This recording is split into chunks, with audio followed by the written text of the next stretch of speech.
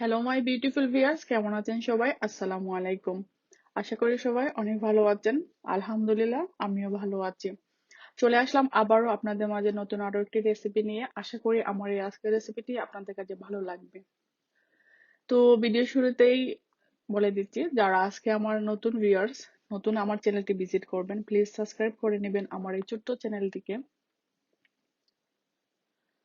আর যারা অলরেডি করে নিয়েছেন তাদের কাছে আমি অসংখ্য অসংখ্য জানাচ্ছি তাদের সবাইকে আমার পাশে থাকার জন্য। আর বাকি দিনগুলো যেন আমার পাশে থাকবেন সেই আশাই আমি সবার কাছে করি। তো আজকে কিং ফ্রন দিয়ে সিমের বিচি রান্না করব, খুবই মজাদার এবং সহজ এন্ড সিম্পল একটা রেসিপি। তাহলে দেখতে থাকেন আমার এই রেসিপিটি। আর এটা খুব কম সময়ের মধ্যে হয়ে যাবে, ঝটপট, খুব সহজ বললামই তো। আর এখানে এই চিংড়িগুলো আমি ভালো করে ধুয়ে পরিষ্কার করে নিয়েছি। আর এখানে সিমের বিচিগুলোকে আমি একটু সল্ট আর ঠান্ডা পানি দিয়ে আমি বয়েল করে নিচ্ছি। 5 to 6 মিনিটের মতন করব। হাফ বয়েল করব, পুরোপুরি করা লাগবে না, যেহেতু এটা আবার রান্না করা হবে সেজন্য। আর সিমের বিচিটা সিদ্ধ করে দিলে খুব তাড়াতাড়ি হয়ে যায়, রান্নাটা ইজি হয়ে যায়। তারপরে তো আর চিংড়ি মাছ খুব চটপট হয়ে যাবে। আর এখানে রান্না করার তেল অলরেডি গরম করে নিয়েছি, সাথে আমি মেথি দিয়েছি আর গার্লিক দিয়ে দিচ্ছি 1 টিস্পুনের মতো।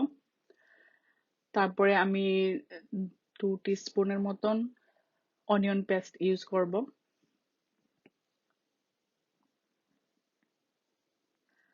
আর এগুলো সবগুলো মশলা আমি একসঙ্গে ভালো করে মিশিয়ে নিচ্ছি এখন। তারপরে আমি মশলাটা এখন পেঁয়াজটা আমি কষিয়ে নিচ্ছি। পেঁয়াজটা কষানো শেষ হলে পরে লবণটাও দিয়ে দিলাম। তারপরে আমি ঢাকনা দিয়ে ডেকে রাখবো 1-2 মিনিটের মতন। পেঁয়াজটা কষানো হয়ে গেলে পরে আমি স্পাইসি গুলো ইউজ করব। তো আজকে আমার ভিডিওটা বানিয়েছি তেমন বেশি মনটা বেশি ভালো ছিল না।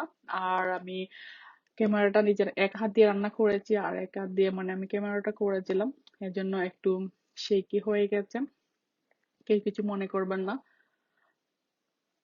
তো আমি 1 টিস্পুন মতন হলুদ পাউডার দিলাম, তারপরে 1 টিস্পুন চিলি পাউডার দিয়েছি, হাফ টিস্পুনের মতন জিরা পাউডার দিয়েছি, 1 টিস্পুন কারি পাউডার দিলাম, আর দিলাম 1 টিস্পুন ধনিয়া পাউডার। সবগুলোকে আমি অল্প একটু পানি দিয়ে মিক্স করে নিচ্ছি।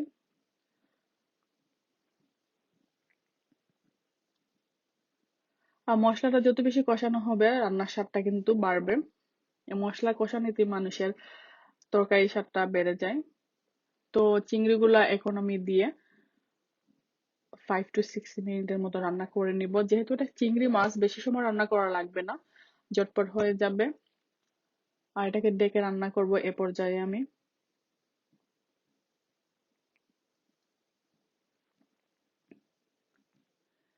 তো এখন আমি ঢেকে রান্না করব।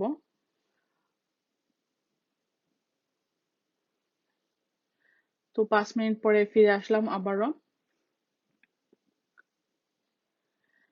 এখন আমি সিদ্ধ করা সিমের বিচি অ্যাড করব। দেখতে পাচ্ছেন চিংড়িগুলো হয়ে গেছে 5 to 6 মিনিটে, যেহেতু এটা চিংড়ি মাছ বেশি সময় রান্না করলে আবার শক্ত হয়ে যাবে। তো বয়েল সিদ্ধ করা সিমের বিচি দিয়ে আমি আবারও 4 থেকে 5 মিনিটের মতো রান্না করে নিব, তারপরে হয়ে যাবে। আর দেখতে থাকেন। এখন আমি এখানে ধনিয়া পাতা আর কাঁচামরিচটা ইউজ করেছি।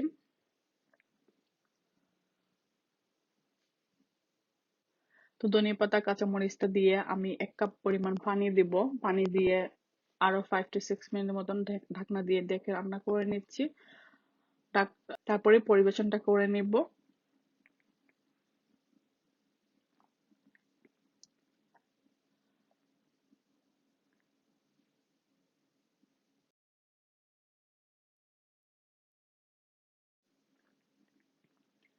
হ্যাঁ, কারণ আমি 1 কাপ পরিমাণ পানি দিয়েছি। পানি দিয়ে এখন ঢাকনা দিয়ে ডেকে দিচ্ছি আবারও কিছু সময়ের জন্য।